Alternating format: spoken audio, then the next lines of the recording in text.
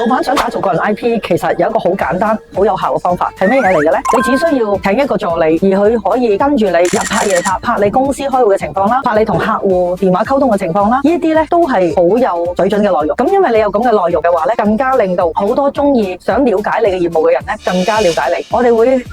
會發現咗，當你嘅助理日與夜咁跟住你嘅時候，佢會拍攝到一啲平時你冇留意嘅內容，就係因為你喺個內容入邊，你會揾到一啲好得意嘅點子啦，或者你平時好有價值嘅金句，你都可以發喺一個社交媒體上面嘅。呢一種方法嘅優勢係乜嘢呢？成本比較低，但係呢，你輸出嘅視頻呢嘅量非常之大。最重要係乜嘢呢？就係將真實嘅你同埋平時生活上面嘅你、工作場景嘅你，全部呈現喺視頻入邊，令到更加多嘅觀眾對你嘅信任度增加咗，而且呢，你嘅透明度高咗，你嘅影響力亦都高咗，佢更加了解作為專業人士嘅你嘅真實嘅一面。就係因為咁樣嘅關係，所以呢，你嘅關注嘅群眾會越嚟越多，亦都會提升咗你嘅 IP 嗰個粉絲量。呢一個呢，就係一個好簡單、好直接嘅方法，提升咗你自己 IP，令到更加多人熟悉你嘅方法嚟嘅。